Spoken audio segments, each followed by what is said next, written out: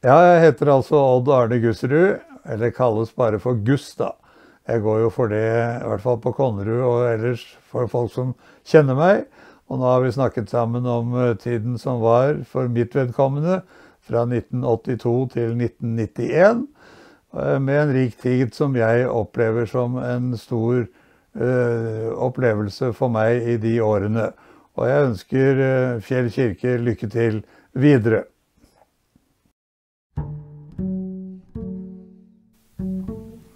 Odd Gusserud begynte som kateket i Strømsø og Fjell menigheter i 1982, og var sentral i oppbygging av ungdomsarbeidet med Klubb 90 og jobbet med konfirmanter.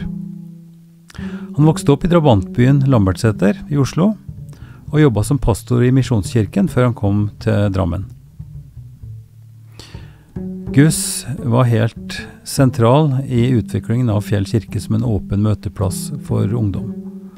Han har senere jobbet i Drammen kommune og er kjent som KrF-politiker gjennom mange år. Da er jeg så heldig at jeg har Odd Gusserud her i biblioteket, arbeidsrommet mitt. Velkommen hit, Odd. Tusen takk, det var hyggelig å bli invitert. Det er veldig vanskelig å komme utenom Gus, eller Odd Gusserud, når jeg nå har hatt litt tid til å bla gjennom gamle menighetsblad, og når jeg tenker på historien til Fjell kirke, som jo er litt av foranledningen til den samtalen også. Jeg prater med folk som har hatt en rolle i menigheten. Jeg tror hvis vi jo bare går rett på der, når var det du kom til Fjell menighet? Eller startet du kanskje i Strømsø, for alt jeg vet? Det var begge steder, altså i Strømsø og Fjell, i 1982. Ja. 1. februar, tror jeg det var. Ja. Og så var jeg her til 1991 i begge menigheter, Ja. og hadde, synes jeg, en rik og hyggelig tid, og mye flott å se tilbake på. Ja. Og du hadde rolle da som kateket, som det het, eller som, altså du jobbet i hvert fall med ungdom, med mye konfirmanter og sånn, har jeg sett. Ja, Ja. jeg hadde hovedansvar for det. Ja. Og når jeg kom i 82, så hadde jeg 130 konfirmanter alene. Ja. Så det var litt av en jobb, men jeg trivdes i jobben, og de synes jeg også hadde det bra sammen med meg. Så det var mange gode år, Ja. og som jeg har truffet mange etterpå, da, som minnes også tiden vi hadde sammen. Ja. Jeg tror altså, og bare si også at du, etter at du avsluttet den jobben, så hadde du jobbet mye i kommunen, og du er også kjent som politiker gjennom mange år, Ja. og er nå pensjonist, sånn som flere av oss. Ja, det er jo den veien det går, skulle jeg Ja, si. da gjør det, heldigvis. Ja. Ja. Men det kunne vært interessant å høre litt grann om, jeg har jo gjort det ofte i disse samtalene, i Ypsilon-samtalen spesielt, men høre litt om hvordan det var at den kom inn i kirkelig tjeneste, og altså barndommen din, oppvekst, si litt om det selv, rett og slett. Ja. Jeg er født i Oslo, da. Jeg bodde i sentrum av Oslo de første årene av livet. Ja. Det var enkle kår, med kaldt vann på kjøkkenet og utedo Ja. i 7 år, og så havna vi da på Lambertseter, med 4 rom og kjøkken og varmt, og toalett. Ja. Rett og slett i blokk. Ja, i blokkene. I nye blokkene. Den første drabantbyen i Norge, Ja. og så ble den største drabantbyen. Ja. Så Lambertseter var et flott sted å vokse opp. Ja. Men så tilhørte mor og far en frimenighet i Oslo som het Bethlehem, Ja. som lå i Møllergaten 26. Ja. Og der havna jeg også i søndagsskolen på 50-tallet, med 300 barn. Oi. Vi hadde jo ikke mye annet å gå på, men søndagsskolen, der gikk vi. Ja. Og så hadde jeg en veldig fin ungdomstid i den menigheten. Ja. En glad kristendom, som jeg ser tilbake på med veldig stor takknemlighet. Og mange kamerater. Ja. Hvis du skulle sette det på en slags formel, veldig forenklet, hva legger du i glad kristendom? Hva betyr det? Nei, det var ikke så mye som var forbudt. Altså, Nei. det var, du fikk lov til å være en glad ungdom, og du fikk være med på de tingene som veldig mange andre var med på. Det gjaldt danseskole, og det gjaldt idrett, og det gjaldt forskjellige ting, mens rundt i Norge og andre steder så var mange ting forbudt. Så min oppvekst er jo karakterisert ved altså i hvert fall da, fra besteforeldre, og ikke så mye foreldre mine kanskje, men besteforeldre særlig, at det var veldig mange problematiske ting med det som de andre drev med. Ja. Og da, altså, danseskole var jo utelukket, sånn i utgangspunktet i hvert fall. Ja. Og altså kortspill, film, altså den klassiske forsiktigheten eller forbudslinja som de la seg til fordi at den var redd for at dette kunne lede folk bort ifra det som var viktig da. Ja. Det er riktig. Ja.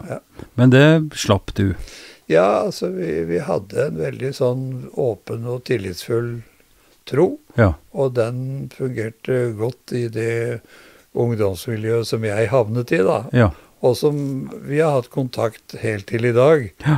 Nå er jo de fleste dessverre borte, men vi er 3 mann igjen som har holdt sammen, og vi var i utgangspunktet 8. Ja. Vi sang, og vi spilte, og vi var ute på møter, og slik var ungdomsårene i Oslo. Ja. Og så, når du da som ungdom så gikk du på skole, du tok utdanning og sånn. Hva slags utdanningsvei var det du valgte? Da jeg begynte på bibelskole, da jeg var 18 år gammel, og teologisk seminar, Det Norske Misjonsforbund, gikk der i 4 år, og så ble jeg pastor i Misjonsforbundet, som det da het. Nå heter det Misjonskirken Norge. Ja. Ja. Så det var 4 flotte år på Vettakollen i Oslo, og traff det samme positive, gode miljø der, som har fulgt meg gjennom hele livet. Men Strømsø og Fjell er jo Den Norske Kirke, så på et eller annet tidspunkt så skal vi ikke si konverterte, men du fikk deg jobb i en tilgrensende konfesjonell sammenheng. Ja da, i Misjonskirken har det jo slik at du kan stå i kirken nå. Ja. Så for meg var ikke det noe stort sprang. Hvis du skulle, for oss som, eller de som hører på, som kanskje ikke helt er sånn opplest på de konfesjonelle tingene, hva er forskjellene, hva er likhetene, vil du si, mellom Misjonsforbundet og Norske Kirke? Nei, altså, det er jo et eget trossamfunn, Misjonskirken, og har en mer fri gudstjeneste. Ja, ikke så sterkt liturgisk prega. Ikke så sterkt liturgisk, men gode rammer. Og så har det vært en bevegelse som har satt dype spor i det norske folk gjennom tida. Ja. Men hvordan var veien din da inn i Norske Kirke? Hvordan kan du si litt om det? Nei, jeg var i Nord-Norge i 4 år som ungdomssekretær, og så var jeg 4 år som pastor på Notodden. Ja. En veldig spesiell og flott tid. Ja. Og så var jeg i Blå Kors en periode. Ja. Da traff du mye også i Den Norske Kirke når du var i Blå Kors. Ja. Og så var ikke veien lang til å søke på en ledig stilling i Strømsø og Fjell i 81. Ja. Og så var jeg på intervju, og så syntes de at denne gubben kunne brukes. Ja. Og da begynte jeg i Strømsø og Fjell, og har ikke angret på det. Viste seg at den gubben kunne brukes. Du har jo satt noen spor etter det. Hva var det du kom inn i når du kom dit? Jeg kom inn i en veldig flott menighet, både på Fjell og Strømsø. Ja. Altså et eldrearbeid på Strømsø som var helt unikt. Velferden? Velferden, som den het. Med Skårnes i spissen, og veldig mange koselige og hyggelige mennesker, og veldig mye vi fikk til. Ja. Et minne jeg har, det er at vi hadde 46 pensjonister på tur til Nordkapp i 1988. Tenk det. Med kona mi og barna våre, og 46 pensjonister på 10 dager. Ja. Det gikk flott. Jeg har det på video, og har et godt minne. Da jeg kom som prest hit til Drammen da, i 2006, så var det en kar som het Ivar, en gammel rektor, som var sjef i Velferden. Nå husker jeg ikke etternavnet hans, det er jo pinlig, men i hvert fall en statskar. Og det var litt av den samme følelsen at det her var en gjeng som ledet av det. Det var smørbrød, det var ordentlig opplegg, og det var program, og det var tur. Ja. Så enda, altså såpass mange år etterpå, så var det en del av det de jobbet med og kunne tilby i velferden. Det var så et godt program, det kunne være trim, det var også klart, da kom det en prest inn mellom holdt en andakt eller noen.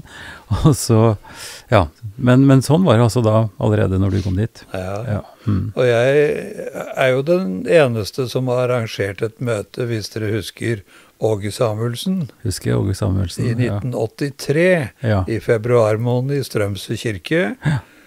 Da var det 1100 mennesker som vi fikk inn i kirken. Erik Hosberg, politimesteren, var menighetsrådets formann. Og jeg sa til han at nå er det mye folk her, så er det ikke litt skummelt. Og da repliserte han at det er jo veldig hyggelig at det er fullt i kirken for en gangs skyld, sa han. Og vi hadde en flott kveld. Egil Hovland kom fra Fredrikstad, fra Glemmen kirke med sitt ungdomskantori. Avsluttet kvelden med «O Jesus, du som fyller alt i alle». Fantastisk. En drømmekveld. Jeg fikk mye kritikk og mye kjeft, men jeg sa til de som kjefta på meg at hold dere hjemme, men de kom. Og de fleste var i Strømsø kirke den søndagskvelden. Men det er et minne som jeg har med meg for resten av livet. Det er jo ikke sikkert at alle som nå hører på denne samtalen vår i ettertid vet hvem og hvor stor og hvor betydningsfull mann vi snakker om. Altså Åge Samuelsen tenker jeg på da, men altså Egil Hovland er jo en egen kategori på en måte. De to er jo en slags, og Hovland er jo kanskje den største komponisten, kirkekomponisten, både liturgisk musikk og salmer. Måne og sol og så videre og så videre. Så det var jo, du fikk jo noen legender dit. Ja, det var helt fantastisk. Men si litt om Åge, sånn at folk vet hvem han var for. Han var jo, skal vi si, altså, i all vennskapelighet, en gærning. Ja.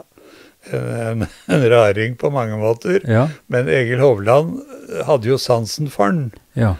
Og det stod i, tror jeg det var i VG, at de hadde funnet en eller annen tone. Og så ringte jeg til Egil Hovland, og så fikk vi til et møte i Fredrikstad med Åge og Egil og meg. Og så ble det da til det møtet vi hadde i Strømsø. Og som de 1100 som var der, tror jeg kanskje fikk en opplevelse for livet. For han, predikanten, fikk lov til å spille seg ut. Og så fikk Egil Hovland glede oss med sin sang og sin raushet. Det var en flott fyr å møte. Egil Hovland altså er jo en, som jeg sier, en legende, en komponist, modernist egentlig i utgangspunktet, og som plutselig laget sånne små mirakler og sanger som, og det er kanskje en av de sangene eller salmene folk mange eller flest kjenner til, Måne og sol. Og så er det veldig, veldig mange andre fine ting. Men Åge Samuelsen, han var altså det Maranata, vi snakker om heftig omvendelsesforkynnelse. Altså, hvordan funket det? Si litt om hvordan den kvelden var da.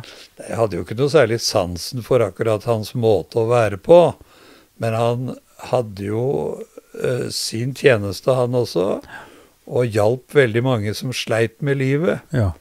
Det var en veldig sånn ydmyk og forsiktig fyr når du traff han på tomannshånd, men han var jo en skikkelig spilloppmaker når han kom på plattformen. Men nei, jeg hadde litt sansen for han, fordi at han hørte med han også. Du, også din barndom, eller ungdom da, kanskje hva heller, den utspilte seg i en drabantby. Det betyr at du kjente til drabantbyen som livsområde, og kanskje utfordringer og sånt der. Og det var jo noe av det du gikk inn i da, når du gikk inn i den jobben med ungdomsarbeid i Strømsø og Fjell, og spesielt da i Fjell, som var jo et ganske heftig område. Jeg har hørt liksom i ettertid, folk har vært litt skeptiske til Fjell på grunn av innvandring og mange fremmede da, i hermetegn. Men det var ikke kjære mor da det var rent, skal vi si, rent hvitt, eller nærmest rent hvitt da, heller. Nei, det var tøffe tak, og det har det jo vært og er. Men jeg må si at Fjell kirke ble jo en sånn åpen dør. Vi hadde en ungdomsklubb som het Klubb 90. Det var ikke mer spesielt enn at Solsvingen 90 Nettopp. var utgangspunktet. Så det var ikke årstallet, det var før 1990. Og så var det på onsdag kvelden, og da kom jo alle, enten det var både troende, og det var muslimer, og det var alle kategorier. Ja. Det var ikke det viktigste, vi hadde et godt fellesskap. Vi til og med spilte kort og fikk litt kjeft for det. Og vi hadde forskjellige breakdance, var jo veldig populært på 80-tallet. Ja. Der hadde vi en supergruppe med muslimer, og som vi hadde på møte med biskopen, Ja. når det var bispevisitas. Ja. Og det syns biskop Andersen var strålende. Ja. Så det var en morsom gubbe, synes jeg. Han har godt forhold til. Ja. Så kan ikke du si, altså for nå tenker vi oss litt, det var jo et langt forarbeid for å få bygd Fjellkirke. Det bør ikke vi snakke så mye om, men det var kirkeringene, ikke sant? Det var alle disse enkeltpersonene som sto på helt ifra, ja, egentlig fra slutten av 60-tallet og hele 70-tallet. Ove og Olav Norrud og Olav Harket og flere andre tenkte jo at dette skulle gå litt fortere. Men du kom såpass sent inn i bildet at da var det like før. Hva husker du om forspillet, eller akkurat de siste årene for Fjell? Har du noen minner om det? Vi hadde møtene på Fjell skole, Ja. og der hadde vi gudstjenestene fra 82 når jeg kom inn i bildet, til kirken var ferdig. Og det var jo veldig mange ressursfolk. De samlet jo inn, jeg tror det var over 1 million Ja. til inventar i den nye kirken, som skulle komme, og den kom i 84. Og så hadde vi noen utfordringer i 84 også, med at skolen, Fjell skole, ikke var så positiv til å gå på julegudstjeneste det året. Ja. Og det ble håndsopprekning, og det var 1 stemmes overvekt til å gå, at skolen skulle komme til I personalet da? Ja, til gudstjenesten på julaften. Og da skjønte vi at her må vi være positive og bygge opp en god bro. Ja.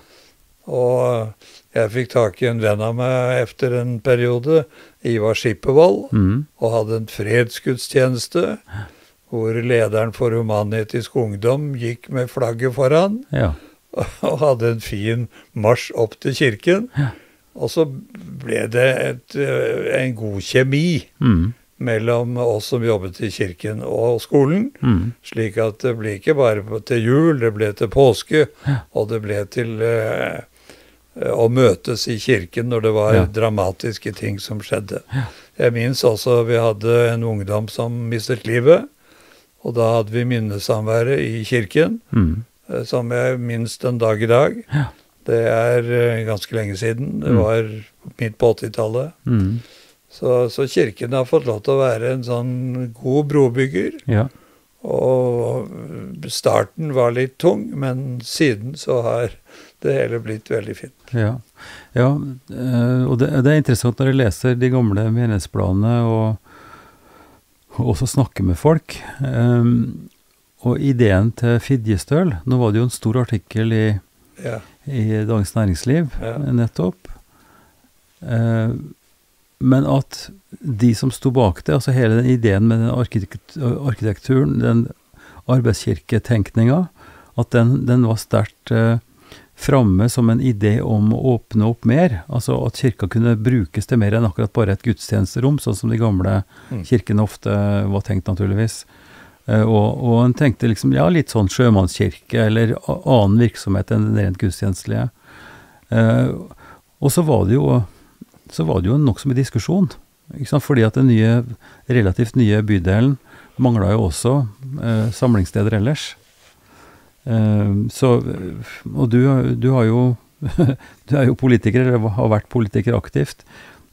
Husker du noe tilbake til den gangen? Altså, hvordan den debatten liksom ga ekko inn i staben deres og sånn? Var det noe gjenklang av det da du kom på tidlig 80-tall? Akkurat det kan ikke jeg huske så mye av, men det var stridigheter rundt det å bygge enda en kirke. Ja. Men der tror jeg ikke bare mitt parti, men Høyre hadde også en god ordfører, Hafland. Og han fikk i hvert fall ordnet det slik at det ble økonomi til en kirke i bydelen. Og det tror jeg var et pluss for bydelen. At vi fikk en så flott og bruksvennlig kirke som åpnet sine dører helt fra første dagen. Jeg husker jo åpningshelgen og alle de som var her. Det var Bjørn Eidsvåg, og det var til og med Einar Gerhardsen på et eldretreff.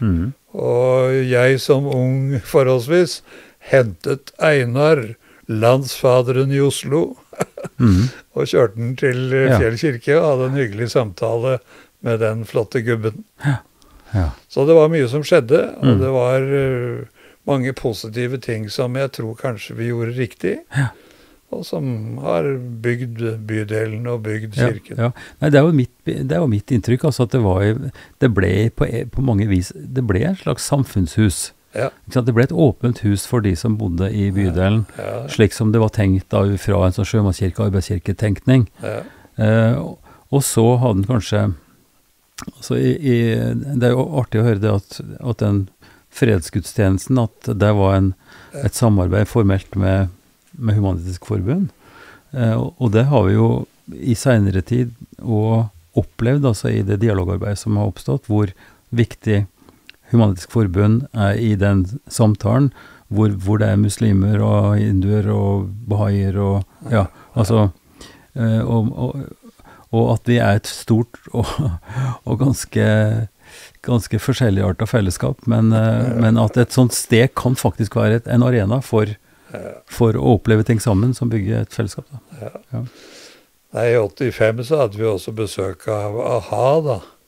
Morten Harket. Ja, og det tenkte jeg å få deg til å snakke litt om, for det er jo forsida på det første utgaven av det nye menighetsblad og lokalavisa, som du nå sitter med i fanget. Nærkontakten. Som var jo også en veldig ambisiøs satsing, ikke sant? For da ville altså menighetsrådet og de som da sto som idémakere her, at dette skulle være noe annet enn bare et sånt trangt menighetsblad hvor som var innadvendt. Dette skulle være noe som var for hele bydelen. Og på første sida, i første nummeret, sensasjonelt, ikke sant? På eneste opptreden i Norge, frontfiguren i AHA, som da de var jo kjempestore. Det var verdensstjerner, det. Det var det. Og jeg husker jo, når vi fikk høre at Morten kunne komme, så turte vi ikke å annonsere det så mye. Nei. Vi bare sa det sånn pent til ungdomsskolen. Og det var jo pakka med folk på kvelden.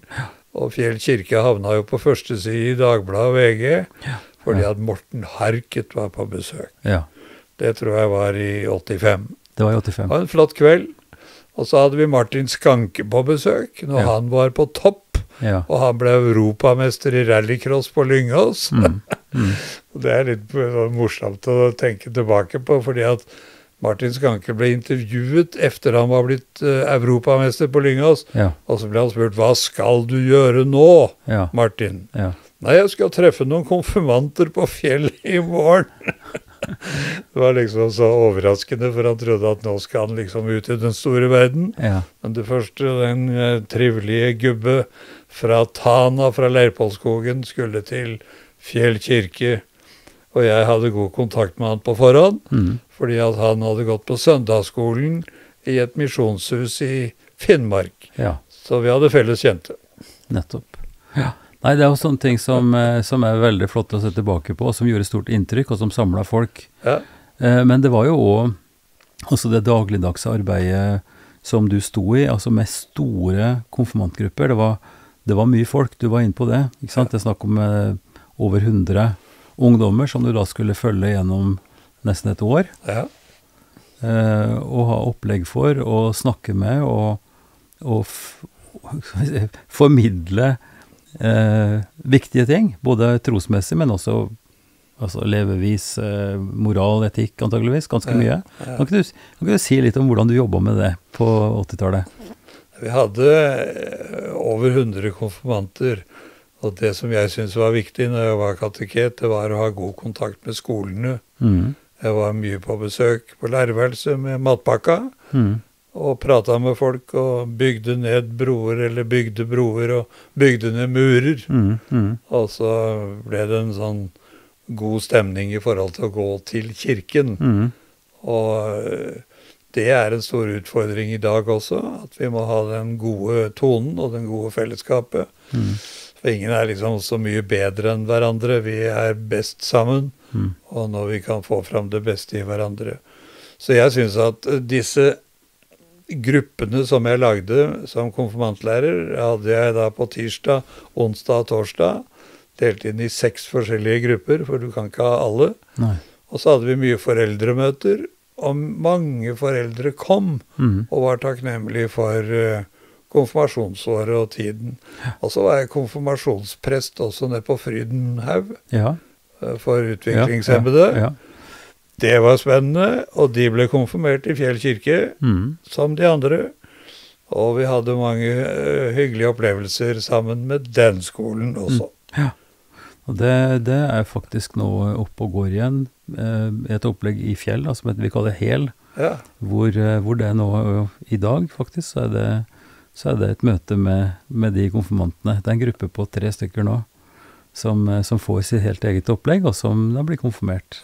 Så det er også en tradisjon som du var med på å etablere, som nå fortsetter. Og det er, altså at når vi snakker integrering, og vi snakker mangfold, så blir det plutselig noen helt konkrete bilder som handler om de som er veldig forskjellige fra oss selv, ikke sant, med muslimer og annerledestroende og sånn, men integrering handler også om det som du snakker om nå, det å skape en følelse av at vi snakker med hverandre. Det er uproblematisk at altså kirke blir en naturlig del da, av samfunnet. Det er det som er så viktig. Og den er jo ikke noe enklere nå. Det er kanskje, kan vi si, også litt mer krevende, for det er et større mangfold, det er litt større avstand kanskje til og med.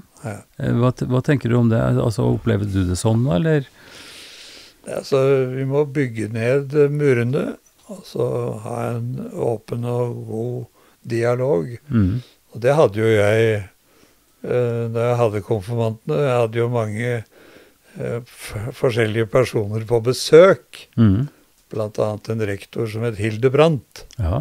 Og som ikke akkurat var noen kirkegjenger, men han hadde altså så mye flott å si om det å være ung, og det å finne seg selv, og det å finne et ståsted, og ta vare på seg selv. Og det møtet i Strøms menighetshus husker jeg enda i forhold til det bidraget han hadde. Og jeg tror det er kirkens oppgave å ha en utstrakt hånd, og som viser at det er ikke så farlig å komme. Nei, og at det er en naturlighet i det å tro og være med. Jeg har lyst til at du skal si litt mer om det ungdomsarbeidet, fordi nå har du nevnt Klubb 90, som er knyttet til, ikke sant, det ligger i Solsvingen 90, du har snakket litt om profilen der, alt fra breakdance til, og jeg har jo sett også en del av kjelleren der, jeg har malt opp med forskjellige blinklys og altså et slags diskotek. Jeg antar at du hadde en finger med spillet på det også. Så det har du fortalt om, men så var det jo også korvirksomhet, som jeg tror også du kjenner litt til. Altså, det var noe som het Fjell Gospel, og så var det Syntax kom også, Der en av disse Harket gutta også. Lars Harket. Onkel til han godeste storsangeren. Så var vi på tur. Men si litt om koret, hva slags virksomhet var det? Nei, det var, vi fikk tak i flinke musikere. Altså, nå husker jeg ikke alle navnene, men de som hører dette kanskje husker at vi hadde gitarister og trekkspill, eller ikke trekkspill, men piano, og et fint band. Og det var vel en 20-25 ungdommer som var med i Syntax. Og jeg minnes jo med glede blant annet turen vi hadde til Danmark. En ukes tid. Og jeg hadde jo busslappen på 80-tallet, så jeg kjørte buss. Nettopp. Så vi kom oss av gårde og hadde mange møter på forskjellige steder i Danmark. Og det skapte jo et veldig godt fellesskap da. Og vi lærte hverandre enda bedre å kjenne når vi var på tur. Ja. Så Syntax deltok ofte i gudstjenesten, og var en del av helheten og fellesskapet med de unge. Og jeg spør litt om det, fordi at det var jo flere, dette var jo i, skal vi si, ettervarmen, eller inspirert av Kjell Grønner og TenSing-bevegelsen, som var jo en kjempeviktig del av ungdomsarbeidet på flere steder. Det var Young Inspiration, jeg snakket med Lill Tone Grahl Jacobsen, som snakket om det som skjedde nede på Bragernes, som var et stort miljø. De var vel også sang, tror jeg, ved åpninga, sammen med Bjørn Eidsvåg, jeg tror det. Ja. Og på Åsia, ikke sant, på samme måten. Hadde dere noe samarbeid ellers, eller var dette liksom separate miljøer? Jeg tror Syntax var vårt ungdomskor, og vårt ungdomsmiljø, med sine øvelser og med sine opptredener og turer. Og som jeg treffer folka igjen i dag. Da de jo 40 år eldre da, dem også. Så det mange gode minner å ha med seg, og Syntax skapte liksom Fjell kirke på en måte. Det var der vi gikk, og det var der vi trivdes. Og der traff vi folk. Så det var jo et helt miljø. Altså når vi laget en bok ved 30-årsjubileet, og da var det jo snakk om dette. Altså det foregikk jo ting i kirka nesten daglig for disse ungdommene. De kunne komme ned der og være med på forskjellige ting. Jorunn Lyng Haugseth for eksempel, og han Bustadmo, som jeg også skal snakke med, han ble jo prest. Han ble prest etter hvert da. Men jeg har lyst til at du skal si litt om kollegafellesskapet. Du jobber altså i både Strømsø og her på Fjell. Og så har vi jo liksom, vi har vært innom og streifa dette her, at det var en periode med ganske tunge samarbeidsproblemer. Hvordan var dette? Altså, i hvor stor grad føler du at det preget arbeidet, liksom, eller det som du stod i? Det tok mye av både krefter og inspirasjon når det internt ikke fungerer. Og det var jo så galt at vi endte opp i Oslo bystyre til slutt. Oslo byrett, kanskje? Byrett, ja, ikke bystyre. Nei.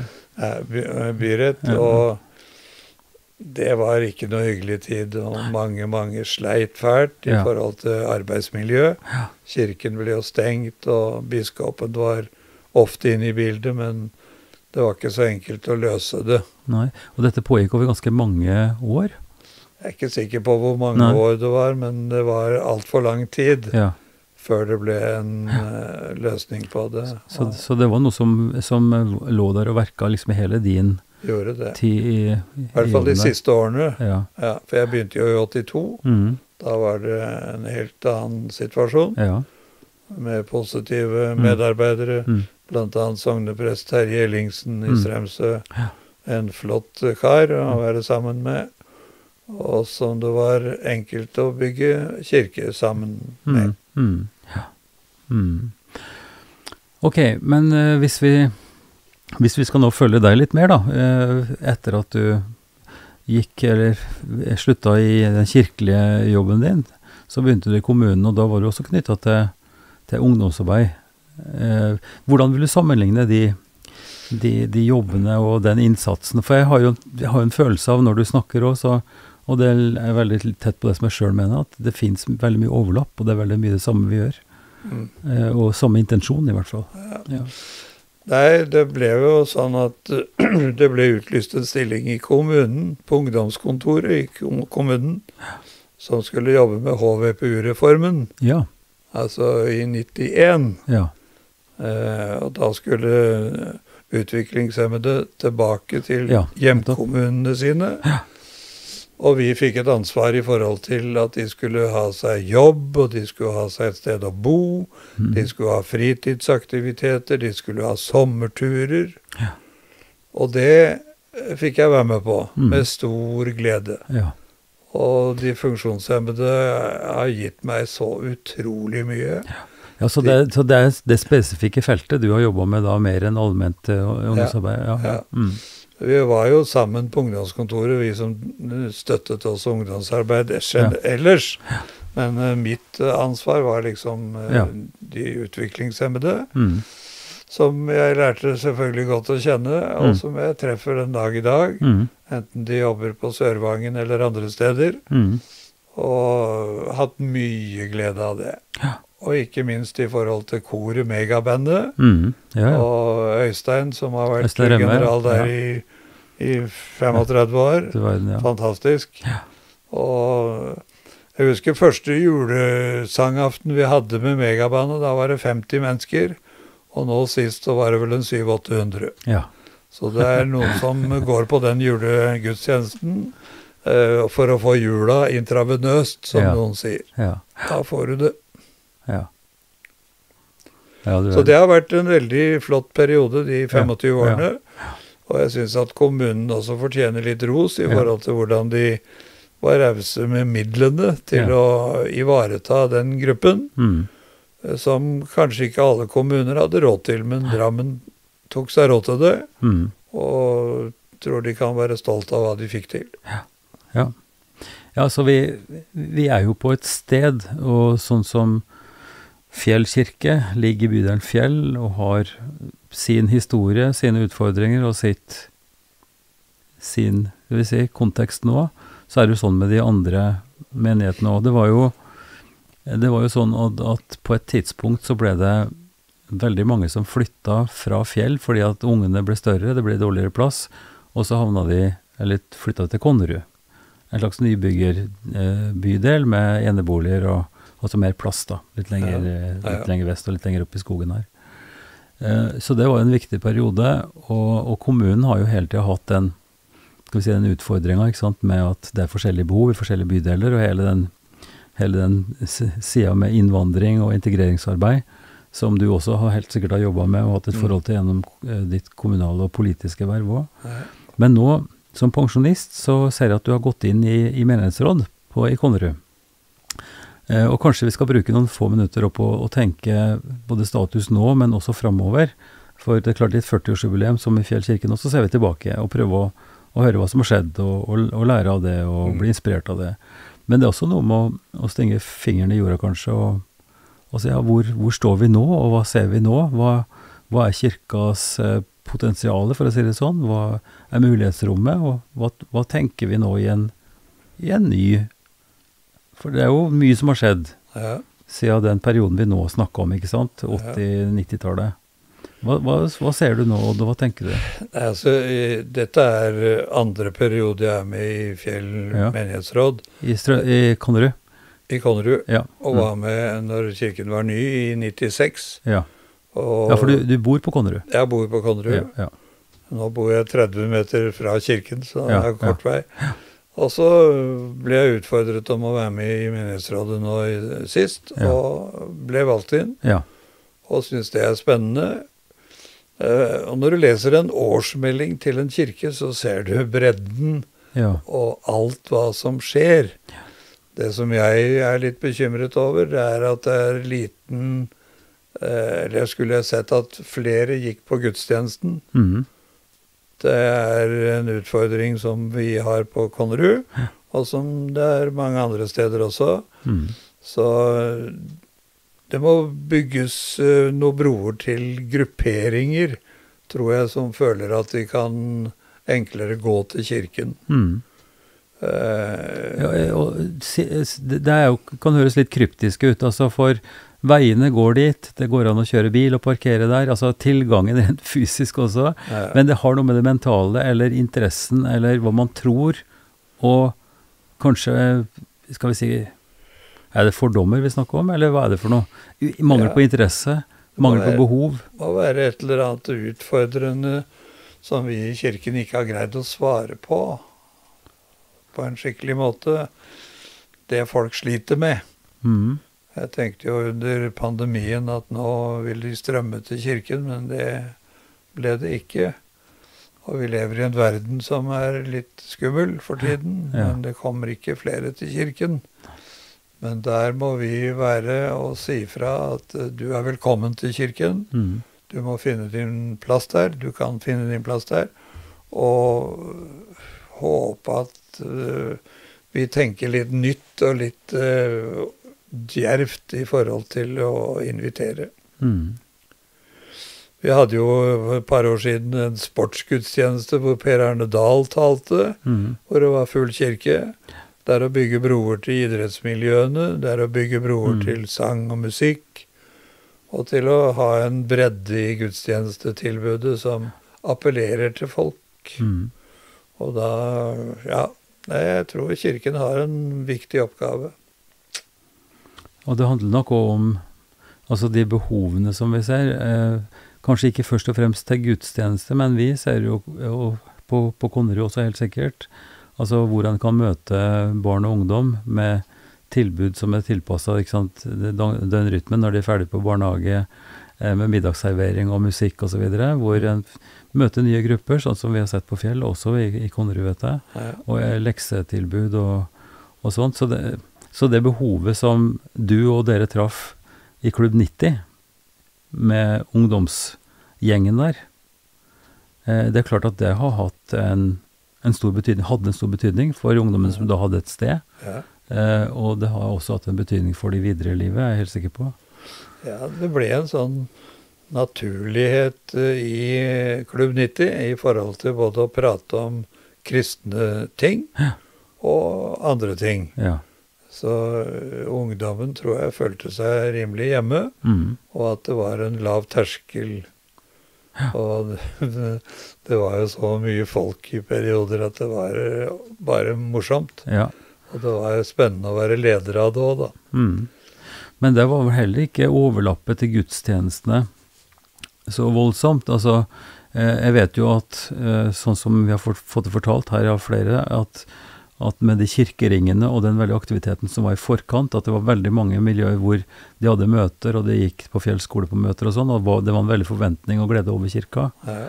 Men så, mens når tida går, og behovet forandrer seg, folk flytter, nye folk kommer inn, så det er forskjellige perioder. Ja.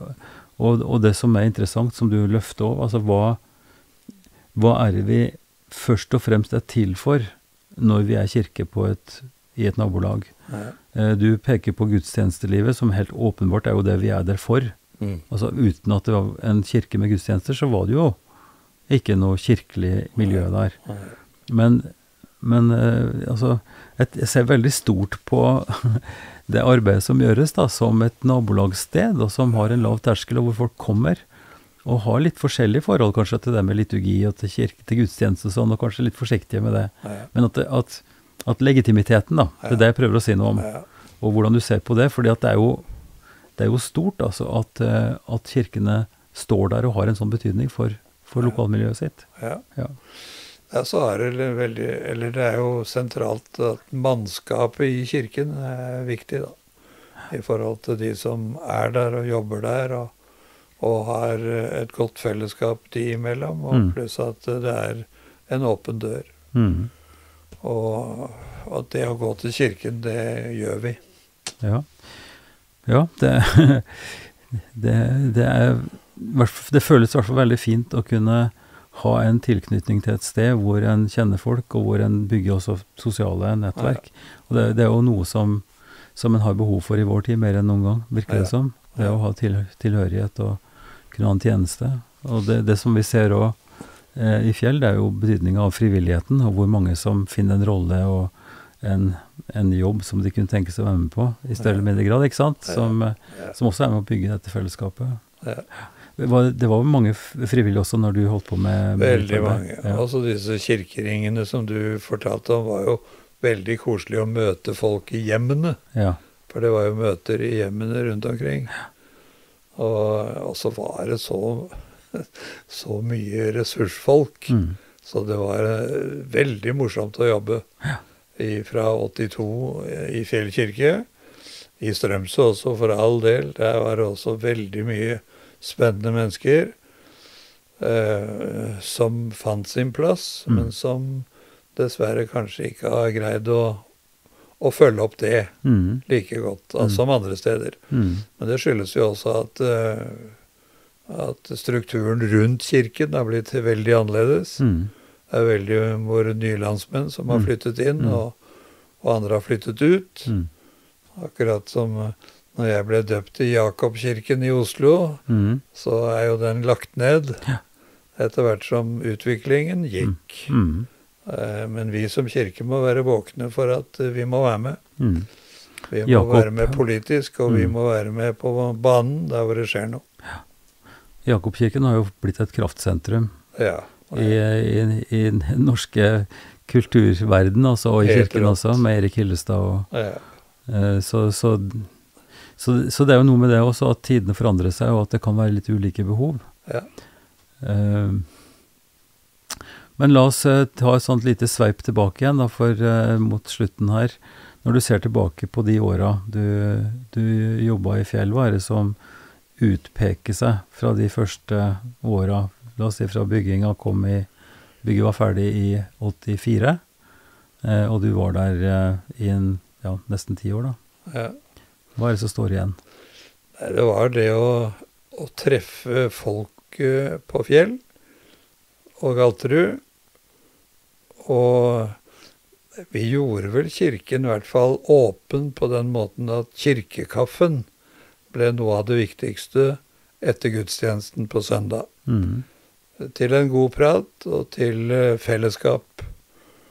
Og så hadde vi i hvert fall i lange perioder, et levende ungdomsarbeid, hvor det var mye som skjedde i kirken, og som jeg ser tilbake på med stor glede.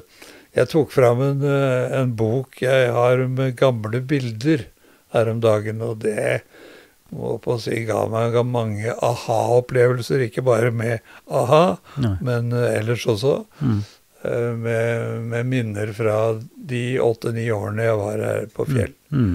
Så jeg har egentlig mest gode minner, en trist periode som nevnt, som også var der, men ellers så synes jeg at de årene var spennende. Du fikk frie tøyler, og du hadde et menighetsråd som backa deg, og du hadde folk der som ga deg et godt puff, og som fortalte deg litt også kanskje å endre på ting.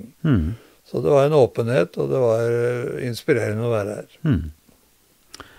Odd Gussrud, takk for samtalen, og takk for tilbakeblikket, og lykke til videre i pensjonistjobben, for det vel sånn med deg også, at pensjonistlivet, det ikke bare sånn tilbaketrekking, du aktiv fortsatt, du. Ja. Jeg leder av seniorgruppa i Konnerud idrettslag, det som kalles på Vafferen. På onsdager 50 mann som kommer, 1 time, kaffe, vaffel og prat, og så det mye dugnad, ikke minst med World Cupen som vi nettopp hadde i Drammen, som 35-40 mann var med. De eldste var over 90 år. Og så jeg med i menighetsrådet, så har vi 2 barn og 4 barnbarn, og så har vi en hytte nede i Fredrikstad, så nok å gjøre. Uansett, tusen takk skal du ha. Du har nå lyttet til en episode av podcasten fra Fjell kirke i anledning 40-årsjubileet 2024. Mer informasjon om podcasten, kirken og jubileet finner du på nettsiden fjellkirke.no. Meld deg gjerne også på kirkens nyhetsbrev for oppdatering om det som skjer her. Podcasten gis ut av Austafjell menighet, og redaktør og programleder Ivar Flaten.